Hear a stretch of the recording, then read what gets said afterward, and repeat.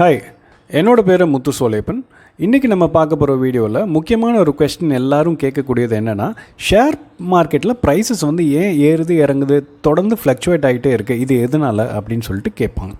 So இதுக்கு ஒரு simple answer என்னென்னு பார்த்தீங்கன்னா, demand and supply gap. So இந்த டிமாண்ட் அண்ட் சப்ளை கேப்னால் என்ன அப்படிங்கிறதுக்கு போகிறதுக்கு முன்னாடி ஒரு சின்ன உதாரணத்தோடு உங்களுக்கு சொன்னால் உங்களுக்கு புரியும்.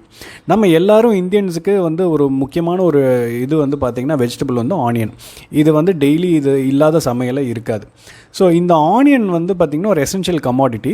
ஒரு பர்டிகுலர் ஒரு மார்க்கெட்டில், உங்கள் ஏரியாவில் இருக்கிற ஒரு மார்க்கெட்டில் ஒரு நாளைக்கு வந்து ஒரு 100 கிலோ ஆனியன் வந்து தினந்தோறும் வந்து விற்குது அப்படின்னா, அப்போ அந்த 100 கிலோ தான் ஸ்டாண்டர்டாக இருக்கக்கூடிய ஒரு விற்கக்கூடிய ஒரு பொருளுங்கும் போது, அப்போ அந்த 100 கிலோவை விட அன்றைக்கி வந்து 80 கிலோ தான் மார்க்கெட்டுக்கு ஸ்டாக் வந்திருக்கு அப்படின்னா, அப்போ என்ன, உங்களுக்கு வந்து டிமாண்ட் வந்து ஜாஸ்தியாயிரும். ஏன்னா 100 கிலோ சப்ளை பண்ண இடத்துல 80 கிலோ தான் ஸ்டாக் இருக்குன்னா டிமாண்ட் ஜாஸ்தியாயிரும். அப்போது ப்ரைஸ் வந்து இன்க்ரீஸ் ஆயிரும். இதே 100 கிலோ இருக்க வேண்டிய இடத்துல 150 கிலோ ஸ்டாக் இன்றைக்கி வந்து இறங்கியிருக்கு, எக்ஸ்ட்ராவாக ப்ரொடக்ஷன் ஆகிடுச்சு அப்படின்னா என்ன ஆகும்? அப்போது வந்து டிமாண்டை விட சப்ளை ஜாஸ்தி, சரிங்களா? அப்போது வந்து சப்ளை ஜாஸ்தி இருக்குது அப்படின்னா உங்களுக்கு ரேட் ஆட்டோமேட்டிக்காக இறங்கிடும். ஏன்னா அப்போ தான் வந்து அந்த பொருளை வந்து லிக்விடேட் பண்ணி அவங்களால க்ளோஸ் பண்ண முடியும். இப்போ இதே எக்ஸாம்பிள் அப்படியே ஷேர் மார்க்கெட்டுக்கு எடுத்துப்போம். இப்போ ஷேர் மார்க்கெட்டில் ஏன் ஷேர்ஸோட ப்ரைஸ் வந்து ஃப்ளக்சுவேட் ஆகுதுன்னா, இன்ஃபோசிஸோட ஒரு ஷேர் இருக்குதுன்னு வச்சுக்கோங்களேன். அதுக்கு வந்து ஒரு 10,000 ஷேருக்கு வந்து ஒரு டிமாண்ட் இருக்குது. அதாவது பீப்புள் வாங்கணும்னு நினைக்கிறாங்க 10,000 ஷேர்.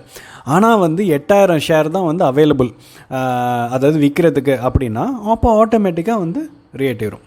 பட் ஆனால் இது வந்து ஒரு ஐடியலான ஒரு கண்டிஷன். இந்த மாதிரி ப்ராக்டிக்கலாக பார்த்தீங்கன்னா இப்படி நடக்காது. ப்ராக்டிக்கலாக பார்த்தீங்கன்னா எவ்ரி மினிட், ஒவ்வொரு நிமிஷமும் டிமாண்ட் சப்ளை கேப் மாறிக்கிட்டே இருக்கும்.